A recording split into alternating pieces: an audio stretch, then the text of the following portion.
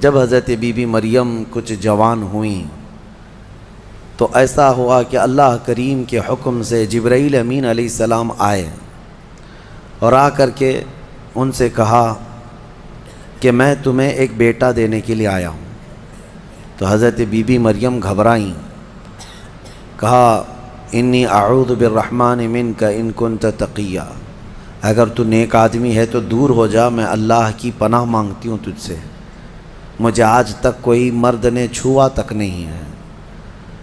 تو پھر حضرت جبرائیل نے کہا انما انا رسول ربک لاہب لک غلاما زکیا، میں تو تیرے رب کا فرشتہ ہوں، تیرے رب کا قاصد ہوں، بھیجا ہوا ہوں، اور تجھے ایک بیٹا دینے کے لیے آیا ہوں۔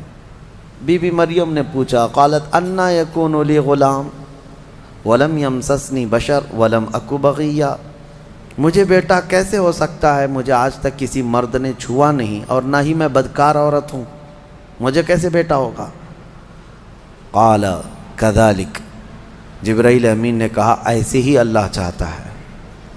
هو علی ہین، قال ربک هو علی ہین وقد خلقتک من قبل ولم تک هو علی ہین ولنجعلہ آیۃ للناس، تیرا رب یہ فرما رہا ہے کہ یہ کام اس کے لیے بڑا آسان ہے، رب تعالیٰ کے لیے بڑا آسان ہے، اور تجھے بغیر کسی شوہر کے ٹچ کیے چھوئے ایک بیٹا دے گا اللہ تعالیٰ، تاکہ اس بیٹے کو اللہ اپنی نشانی بنا دے اور اپنی طرف سے اس کو رحمت بنائے، اور اللہ کا یہ فیصلہ ہے۔ یہ بات چیت ہو رہی کس کے درمیان؟ حضرت بی بی مریم اور حضرت جبرائیل علیہ السلام۔ جبرائیل علیہ السلام اللہ کے فرشتے ہیں، فرشتوں کے اندر یہ بات پہلے سے آپ کو یاد رہے، نہ وہ فرشتے مرد ہیں نہ عورت ہیں، نہ ان کے اندر انسانی فطرت کے تقاضے جو ہوتے ہیں، شہوتیں، وہ بالکل نہیں ہوتی۔ فرشتہ گناہ کرنا تو دور کی بات، گناہ کے متعلق سوچ بھی نہیں سکتا، اللہ نے وہ چیز ہی فرشتے کے اندر نہیں رکھی۔ فرشتوں کے اندر شہوت کا مادہ ہے ہی نہیں، خواہشات نفسانیہ بالکل نہیں، نفس ان کے اندر نہیں ہے۔ جبرائیل امین علیہ السلام جب ان کا اور حضرت بی بی مریم کا جو یہ کنورسیشن ہے، اس کو قرآن پاک میں بیان فرمایا رب تعالیٰ نے۔ اب اس کے بعد اچانک ہوا یہ فَحَمَلَتْهُ فَانْتَبَذَتْ بِهِ مَكَانًا قَصِيًّا، اچانک بی بی مریم حضرت جبرائیل امین کے پھونک مارنے سے حاملہ ہو گئی۔ صرف انہوں نے پھونک مارا، کون؟ جبرائیل امین علیہ السلام۔ پھونک مارا تو وہ حضرت بی بی مریم کیا ہوئیں؟ حاملہ ہو گئی، اور جیسی وہ حاملہ ہوئیں تو ان کو خوف ہوا کہ اب قوم کیا کہے گی، تو وہ ایک آبادی سے بہت دور چلی گئیں جہاں کوئی نہ دیکھتا ہو، اور وہ ایک گھنی باغیچے کے جو کھجوروں کے درخت وہاں پر تھے، اس باغیچے میں چلی گئیں۔ یہ ایسا نہیں ہے کہ یہ حمل 9 مہینے کا تھا، بلکہ یوں حمل ہوا اور پھر بچے کی ولادت بھی، زیادہ دن تک کا یہ عمل نہیں تھا۔ بہرحال جب حضرت بی بی مریم بچے کی ولادت کے آثار نظر آنے لگ گئے، قریب ایک باغیچے میں گئیں، وہاں کا تذکرہ بھی رب تعالیٰ فرماتا ہے فَأَجَاءَهَا الْمَخَاضُ إِلَى جِذْعِ النَّخْلَةِ، ایک کھجور کے درخت کی جڑ کو پکڑ کر کے وہ بیٹھی رہیں، اور پھر اس کے نیچے سے وہاں سے آواز دینے لگی اپنے رب کو کہ مولا میری حفاظت فرما۔ اور درد ایسا ہوتا ہے ولادت کے وقت کا، اس وقت کے الفاظ حضرت بی بی مریم کے قرآن فرما رہا ہے، وہ کہہ رہی تھی کنت نسیا منسیا، یہ درد سے پہلے میں مر گئی ہوتی، بھلا دی گئی ہوتی، کاش میں ان تمام چیزوں میں نہ ہوتی۔ عورت جو ہے اس درد کے وقت بہت ہی زیادہ فرسٹریٹ ہوتی ہے، بہت تکلیف دہ ہوتی ہے، تکلیف زدہ ہوتی ہے، اس قدر کہ موت کے وقت ہونے والی تکلیف سے تھوڑی سی کم تکلیف بچے کی ولادت کے وقت ہوتی ہے۔ ایک عورت کو یہ آسان چیز نہیں ہے، اس کی تقریباً 40 کے قریب ہڈیوں سے تو روح نکل چکی ہوتی ہے عورت کے جسم سے جب بچے کی ولادت کا وقت قریب آتا ہے، اور وہ موت کے منہ میں جا کر کے واپس آنا یہ معمولی بات نہیں۔ اسی لیے اللہ تعالیٰ نے قرآن میں اس کا ذکر فرمایا حمل یعنی عورت جو ہے حملہ و فصالہ 30 شہر، یہ آیت ہے، اس میں اللہ تعالیٰ فرماتا ہے ووضعتہ کرہا، جب وہ بچے کو جنم دیتی ہے تو بڑی تکلیف کے ساتھ دیتی ہے۔ حضرت بی بی مریم کا بھی جب وہ وقت آیا تو وہ درخت کی جڑ کو پکڑ کر کے آواز دینے لگیں، کاش میں اس درد سے پہلے ختم ہو چکی ہوتی، بھلا دی گئی ہوتی۔ تو رب تعالیٰ کی طرف سے آواز آئی، اللہ تحزنی وقد جعل ربکی سریا، گھبرا مت اے مریم، تیرا رب تیرے لیے آسانیاں پیدا فرمائے گا، آسانیاں پیدا فرمائے گا۔ اس درخت کو ہلاؤ، پکی کھجوریں گریں گی تم پر۔ حضرت اللہ کی طرف سے حضرت بی بی مریم کو جو پیغامات آ رہے تھے یہ کیا تھے؟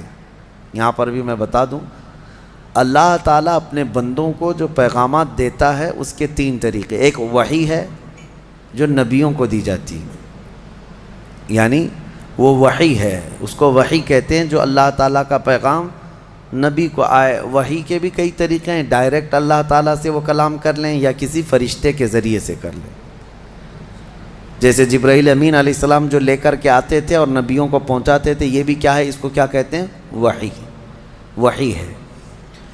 اور اللہ کے ولیوں کو جو پیغامات اللہ کی طرف سے ملتے ہیں، اس میں فرشتہ تو نہیں آتا، لیکن اللہ تعالیٰ ان کو کچھ باتوں کی ہدایت دل میں ڈالتا ہے یا ان کے ذہن میں، دماغ میں وہ چیزیں اچانک اترتی ہیں، اس کو کہتے ہیں الہام۔ یہ وحی نہیں ہے، یہ کیا ہے؟ الہام۔ اور عام مومنین کے دلوں میں بھی اللہ ہدایت ڈالتا ہے، آپ کو خود بھی کچھ چیزیں سمجھ میں آ جاتی ہیں، یہ صحیح ہے، یہ غلط ہے، یہ اللہ کی طرف سے دی ہوئی ہدایت ہے، اس کو القاء کہتے ہیں۔ ہے اللہ کی دی ہوئی ہدایت، لیکن اگر وہ نبی کو ہو تو وحی ہے، ولی کو ہو تو الہام ہے، عام مومنین کو ہو تو القاء ہے۔ اور کچھ کافروں کو بھی ہوتی ہے، کافروں کو جو چیزیں معلوم ہوتی ہیں اس کو استدراج کہتے ہیں، یعنی وہ بھی کچھ چیزیں معلوم کر لیتا ہے۔ بہرحال یہ ایک الگ بحث ہے۔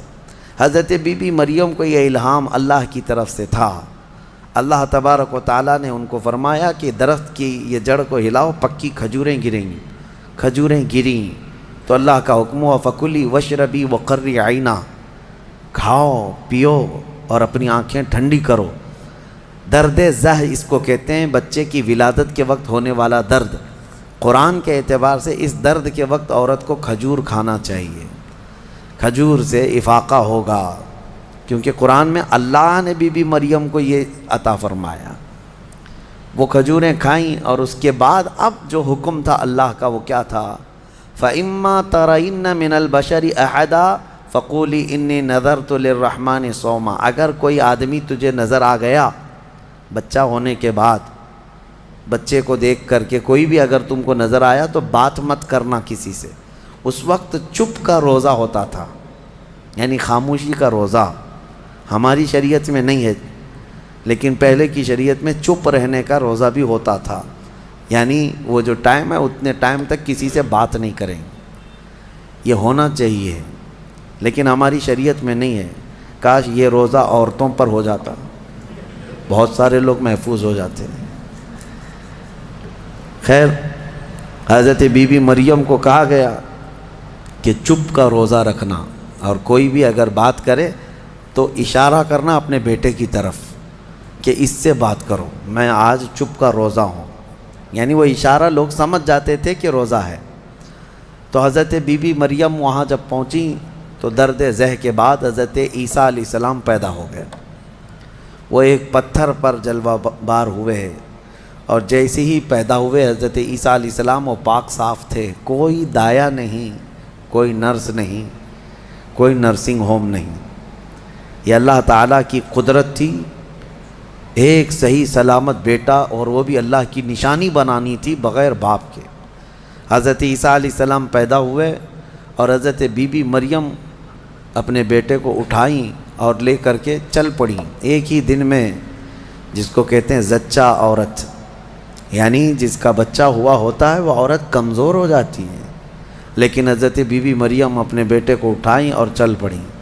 جیسے ہی وہ بستی کی طرف آنے لگی، ان کی گود میں بچہ تھا، لوگوں کی نظر پڑ گئی، کوئی ادھر ادھر چیمی گوئیاں شروع ہو گئیں، باتیں کانا پوسی، لوگ جمع ہوئے اور پوچھنے لگے یا اخت ہارون ما کان ابوک امرأ سوء وما کانت امک بغیہ، اے مریم تو تو بڑی پاک خاتون ہے، اخت ہارون کہا جاتا تھا پاک عورت کو، تو بالکل ہارون کی بہن کی طرح ہے، تو نے یہ کیسے کر لیا؟ نہ تیرا باپ بدماش تھا نہ تیری ماں بری تھی، یہ کہاں سے آ گیا تیرے اندر بچہ؟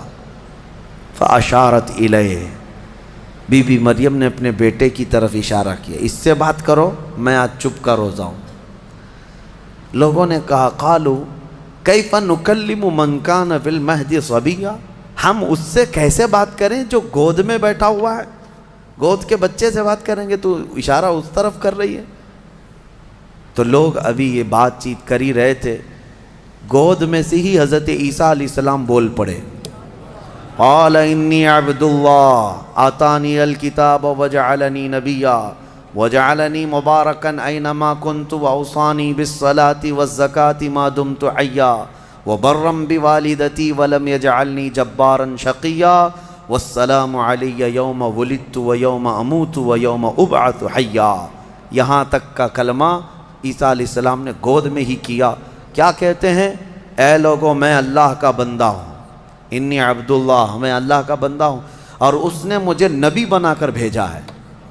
حضرت عیسیٰ علیہ السلام کو گود میں ہی نبوت ملی ہے، گود میں نبوت ملی ہے، اس نے مجھے نبی بنا کر بھیجا ہے، صرف نبی نہیں وجعلنی مبارکا، اور مجھے برکت والا بنا کر بھیجا ہے۔ اور پھر مجھے اللہ نے یہ حکم دیا ہے میں جہاں کہیں پر بھی رہوں نماز قائم کروں، زکوٰۃ دیتا رہوں، جب تک میں زندہ رہوں نماز قائم کرتا رہوں اور زکوٰۃ دیتا رہوں، ان کی امت کی اور ان کی شریعت کی جو نماز رہی۔ اور پھر اللہ نے مجھے حکم دیا ہے کہ میں میری ماں کا فرما بردار رہوں اور اس کا نافرمان نہ رہوں۔ اور پھر آخری والا جملہ تو بہت امپورٹنٹ ہے ہم سنیوں کے لیے، جو عیسیٰ علیہ السلام نے کیا۔ عیسیٰ علیہ السلام کی ولادت کا دن، جیسے کہ آج پوری دنیا میں کرسچن بھی مناتے ہیں 25 دسمبر کو، کرسمس جو مناتے ہیں، الگ الگ روایتیں واللہ عالم جو بھی ان کی پیدائش کا دن رہا، لیکن عیسیٰ علیہ السلام کا یہ جملہ بڑا امپورٹنٹ ہے۔ آخر میں اپنی گود میں انہوں نے کیا کہا؟ والسلام علی یوم ولدت ویوم اموت ویوم ابعث حیا، کہتے ہیں مجھ پر اللہ کی سلامتی ہو جس دن میں پیدا ہوا، جس دن میں پیدا ہوا اور جس دن میں انتقال کروں گا اور جس دن میں اٹھایا جاؤں گا، وہ سب ان سب دنوں پر اللہ کی سلامتی ہو۔ عیسیٰ علیہ السلام جس دن پیدا ہوئے وہ سلامتی والا دن ہے، تو 12 ربیع الاول کیوں نہ سلامتی والا دن؟ میرے آقا صلی اللہ علیہ وسلم جس دن پیدا ہوئے کیا وہ سلامتی والا دن نہیں ہے؟ اور ایک نبی خود اپنی ولادت کے دن سلام بھیج رہے ہیں، اور یہاں کروڑوں امتی اپنے نبی کے پیدائش کے دن سلامتی بھیجیں، تو یقیناً یہ قرآن کے حکم کے مطابق ہے۔ بہرحال یہاں تک بات ہوئی، اب چپ ہو جانا چاہیے۔ بچے کی زبان سے جب یہ باتیں سن لی، یہ معجزہ نہیں تو اور کیا ہے؟ اس کے بعد عیسیٰ علیہ السلام ایسا نہیں کہ گود میں ہی بولتے تھے، بس اتنا بولے اور خاموش ہو گئے۔ پھر جب بولنے کی عمر آئی بچوں کی، تب آپ پھر بولنے لگے۔ اب عیسیٰ علیہ السلام کے متعلق اب سنیے، جب آپ پھر جوان ہوئے اور عجیب و غریب باتیں، ظاہر سی بات ہے اللہ کے نبی ہر زمانے میں پاک لوگ ہوا کرتے ہیں، پاکیزہ لوگ، ان کی زبان میں اثر الگ۔ پھر اللہ تبارک و تعالیٰ نے آپ کو جب نبوت گود میں عطا کی تھی تو جوان ہوتے ہی آپ نے تبلیغ اپنے دین کی شروع فرمائی، لوگوں کو ایمان کی طرف بلائے، ایک خدا کی عبادت کی طرف، آخرت کی طرف لوگ آتے رہے اور آپ کی طرف متوجہ ہوتے رہے۔ یہ زمانہ یہودیوں کا ہے، بڑے ڈینجر لوگ ہیں ہر زمانے میں، یہ یہودی بڑے ڈینجر ہیں۔ یہ ظالم جو ہے معمولی نہیں ہے، کیوں ان کے اوپر اللہ نے قرآن میں لعنت فرمائی ہے؟ یوں ہی نہیں، یہ ان یہودیوں نے تقریباً 10,000 نبیوں کا قتل کیا ہے۔ ہاں، جیوز لوگوں کو آج برا لگتا ہے میری تقریروں کو کوٹ کر کے بہت سارے جگہ، اس وجہ سے تو میری تقریریں لے کر اسرائیل والے بیٹھے ہیں، مجھے ویزا نہیں دیتے، مجھے اس سے فرق نہیں پڑتا۔ ہمارے لیے جو اصلی ویزا ہے وہ مدینہ طیبہ کا ہے، جب تک وہ دروازہ کھلا ہے ہماری روح جسم میں باقی ہے۔ اور میرے آقا صلی اللہ تعالیٰ علیہ وسلم کے عنایت سے، ان کے کرم سے ہمیں اتنا یقین ہے کہ اگر جانے کی طاقت استطاعت کہیں کی بھی نہ ہو، اتنا یقین ضرور ہے میرے اعمال کا بدلہ تو جہنم ہی تھا، میں تو جاتا میرے سرکار نے جانے نہ دیا۔ جب وہ جائیں گے اپنے غلاموں کو ساتھ لے کر جنت میں جائیں گے انشاءاللہ۔ یہودیوں نے اس وقت بھی نبیوں کی دشمنی کی تھی، اب عیسیٰ علیہ السلام کے دشمن ہو گئے۔ ان کو یہ تھا کہ ان کی طبیعت کے خلاف جب بھی کوئی بات کرے تو اس کے دشمن ہو جاتے تھے۔ یہودیوں کو یہ چاہیے تھا کہ ان کی طبیعت میں جیسی ہے ویسی شریعت ہونی چاہیے، الگ سے اللہ کے احکامات کو نہیں ماننا ہے، کتاب کے جو احکامات ہے اسے نہیں ماننا ہے، نبیوں کے احترام نہیں ہے، ان کو خود کی بنائی ہوئی شریعت چاہیے۔ بڑے امیر لوگ کچھ غلطی کریں تو انہیں معاف کرنا چاہیے، غریب لوگ کریں تو انہیں خوب مارنا چاہیے، یہ یہودیوں کی طبیعت تھی، یہودی یہ چاہتے تھے۔ عیسیٰ علیہ السلام جب جوان ہوئے تو آپ کی طرف لوگ ایمان والے بڑھنے لگ گئے، ان کو حواریین کہا جاتا ہے، جیسے میرے آقا کے ساتھیوں کو کیا کہتا ہے؟ صحابہ اکرام، صحابہ، اور حضرت عیسیٰ علیہ السلام کے جو ساتھی صحابی تھے ان کو حواری کہا جاتا ہے۔ یہ عیسیٰ علیہ السلام کے حواری وہ بڑے مخلص لوگ آپ کے ساتھ تھے، 12 لوگوں کا تو ذکر آیا ہے اور 4 مشہور شاگرد ہیں، انہی 4 لوگوں نے حضرت عیسیٰ علیہ السلام کی پوری انجیل کو ترتیب دیا۔ یوحنا، لوقا، متی، مرقس، یہ 4، انہی کے 4 ناموں سے آج انجیل بھی، بائبل بھی ہے۔ تو بائبل یوحنا کو آج جان کہا جاتا ہے، یوحنا کو یہ بدل کر کے جان کہتے ہیں۔ متی جو ہے ان کو میتھیو کہتے ہیں، اور مرقس کو غالباً کچھ اور نام، مرکری و کچھ نام دیتے ہیں۔ اور یہ تمام جو عربی نام تھے یا عبرانی نام تھے اس زمانے کے، یہ عیسیٰ علیہ السلام کے 4 مشہور شاگرد ہوئے۔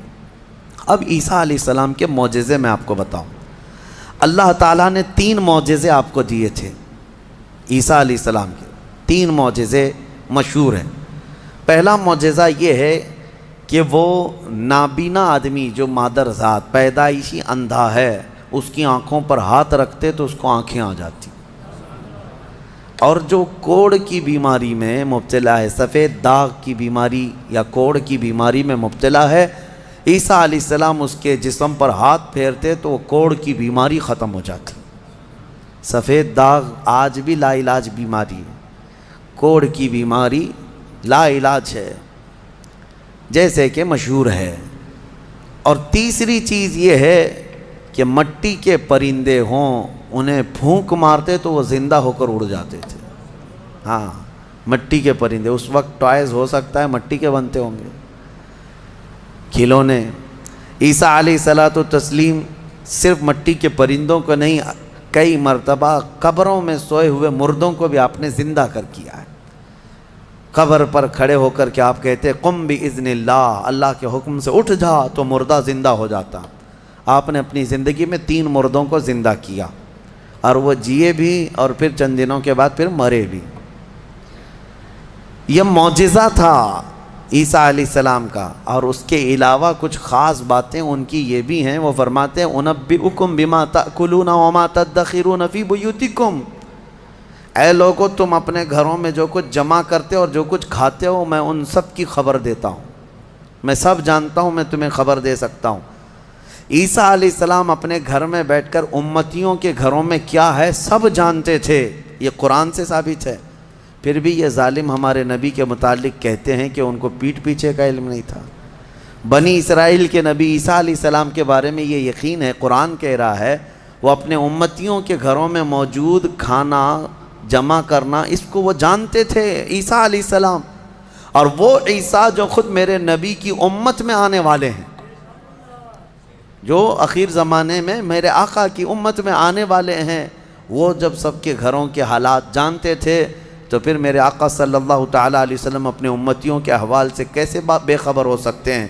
الحمدللہ بریلویوں کا یہی کہنا ہے، اور اعلیٰ حضرت فاضل بریلوی رحمۃ اللہ علیہ کا یہ احسان ہے کہ آپ نے صحیح سمت میں جو صحابہ کا عقیدہ تھا وہی عقیدہ ہمیں عطا کیا ہے، ہم یہاں سے پکاریں وہ وہاں سے سنیں۔ مصطفیٰ کی سماعت پہ لاکھوں سلام، اور کوئی غیب کیا تم سے نہاں ہو بھلا، جب نہ خدا ہی چھپا تم پہ کروڑوں درود۔ حضور پاک صلی اللہ تعالیٰ علیہ وسلم کی نظروں میں اللہ نے سب چیزوں کو عیاں کر دیا۔ اب اس کے بعد ہوا کیا، یہ یہودی ظالم عیسیٰ علیہ السلام کے دشمن ہو گئے، کیونکہ آپ کا دین پھیلتا جا رہا تھا، عیسائی بڑھتے جا رہے تھے۔ عیسائیوں کی جب تعداد بڑھ گئی تو یہودیوں کو خطرہ ہونے لگ گیا کہ یہ اب پوری کی پوری حکومت ان کے ہاتھ میں چلی جائے گی، جو برسوں سے ہم لے کر چل رہے ہیں۔ تو انہوں نے حضرت عیسیٰ علیہ السلام کو مارنے کا پلان بنایا، جیسے پہلے نبیوں کو مارتے تھے پھر انہوں نے مارنے۔ آج آپ کو یہ لگ رہا ہوگا کہ عیسائی اور یہودی مل چکے ہیں، یہ جھوٹی ملاقاتیں ہیں ان کی، یہ صرف اور صرف اسلام کی دشمنی میں دونوں اپنی جنگوں کو ٹھنڈی رکھے ہیں، ورنہ ہر زمانے میں سب سے زیادہ خطرناک لڑائیاں عیسائیوں کی اور یہودیوں کی ہوئی۔ قرآن نے بھی کہا ہے۔ ابھی اگر میں کہوں تو لوگوں کو عجیب سا محسوس ہوگا، ہٹلر کا ظلم کیا تھا، یہودیوں کے خلاف تھا۔ اور بیت المقدس میں ہرکیولس، جس کو ہرقل کہا جاتا ہے، اس نے تو توڑ کر کے اینٹ سے اینٹ بجا کے رکھ دیا تھا۔ ٹائٹس ایک بادشاہ گزرا عیسائیوں کا، اس نے تو پورے یہودیوں کو ختم کر رکھا تھا، خون سے نہلا دیا تھا پوری زمین کو۔ بہت مرتبہ ان کی لڑائیاں ہوئی، اور جب یہودی پاور میں آتے عیسائیوں کو مارتے تھے۔ یہ جنگیں تو چلتی رہی ہیں کتنے سالوں تک۔ وجہ بھی ہے جنگوں کی کہ انہوں نے شروع کیا، یہودیوں نے عیسائیوں کو برباد کرنے کے لیے انہوں نے پہلے کیا کیا، ان میں گھس کر کے ان کے عقیدے کو چینج کیا۔ پہلے عیسائی ایمان والے تھے، عیسیٰ علیہ السلام پر ایمان رکھتے، اور عیسیٰ علیہ السلام کو اللہ کا بیٹا نہیں، اللہ کا رسول مانتے تھے، اللہ کے رسول ہیں وہ۔ یہودیوں نے انہیں گمراہ کیا، پادری بنا بنا کر کے ان میں گھسا دیا، کہ وہ پادری ایسے چرچوں میں گئے جہاں جا کر کے انہوں نے بائبل کو اپنے انداز سے شرح لکھنا شروع کیا کہ اس کا مطلب یہ ہے، اس کا مطلب یہ ہے، اور پھر بعد والی جنریشن نے اس کا عقیدہ بنا لیا۔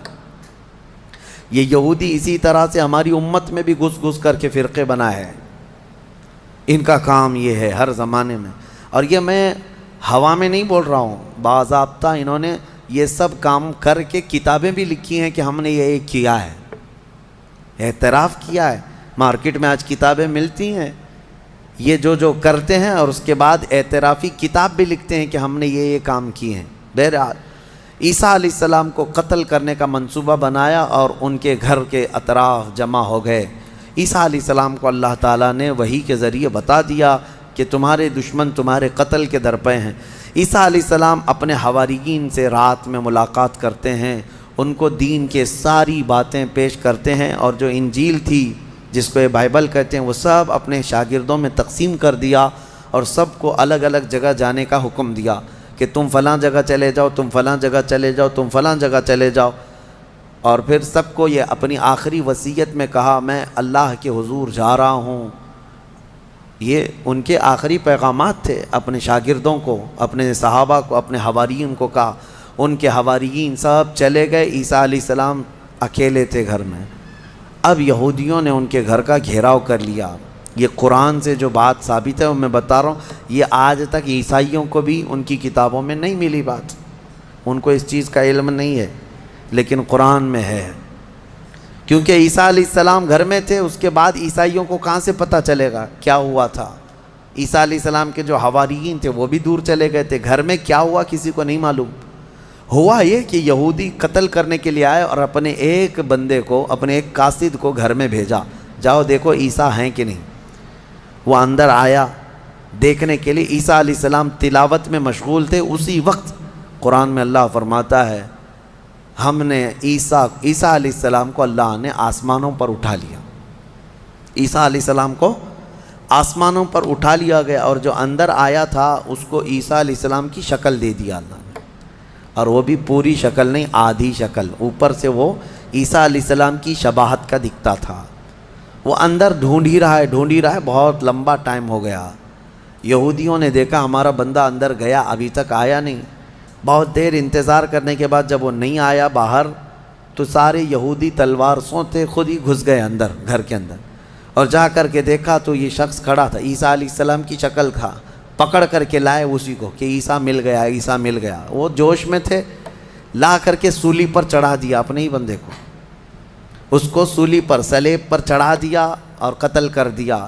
وہ پھانسی پر بیچارہ چڑھ گیا۔ اس کے بعد ان کی دماغ میں یہ بات آئی، اب کھوپڑی کھلی کہ ہمارا بندہ کہاں گیا، جس کو ہم نے گھر میں چیک کرنے کے لیے بھیجا تھا وہ کہاں گیا؟